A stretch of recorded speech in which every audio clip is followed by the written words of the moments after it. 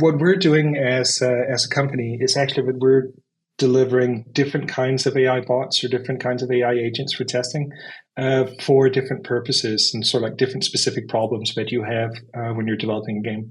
So we're not, sort of like down at the code level. We're not looking at the source code. This is all about replicating behavior inside of a game application. And so for that, we have three major use cases that we're addressing at the moment, or three different kinds of behaviors that we deliver to game developers at the moment. And one we call exploratory or destructive testing. So that's basically making sure that have you touched every wall in your game? Have you pushed every button? Have you tried, a bunch of combinations of different things? It's about stress testing the game logic to find all those like corner cases where you have issues that you didn't know about.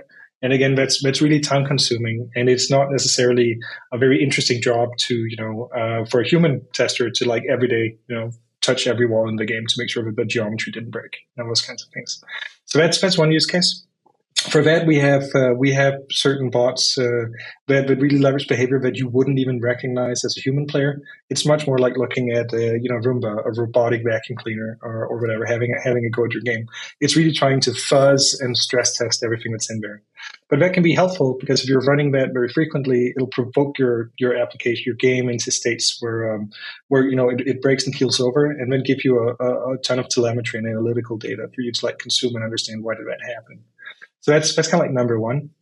The second thing that we're looking at the moment is allowing humans to put demonstrations into the game that the AI then pretty accurately replicates when you rerun the application. So imagine that you have a quest, maybe it's like an MMO, and you have to like spawn into the main city. Then you have to walk to a couple different waypoints. You have to talk to a quest giver. Then you have to chop down a tree, and you get some resources, and you combine them through crafting into some sort of like other resource.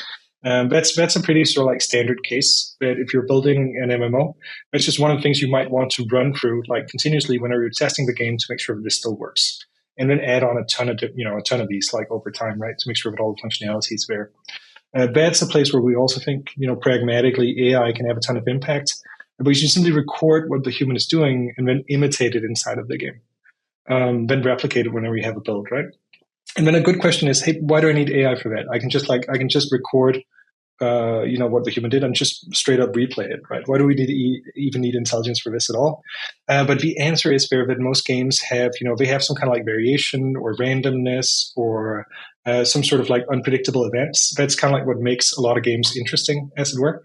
So that means that you can't just spin up your game and expect a straight up, action by action replay inside of the game to produce the same behaviors. You need something that's capable of like navigating the game situation a little bit to try and, stay on course, but also deal with uncertainty.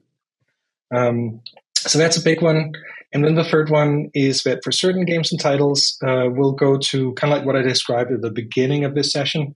We'll go to sort of the other end of the spectrum where we record somebody just playing the game freeform, and we collect a ton of data around that.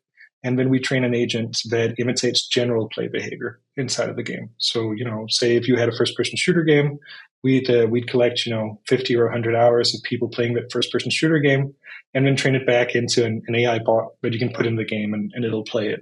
And so you won't give it specific instructions, but it'll play the game reasonably, kind of like the way that a human player would.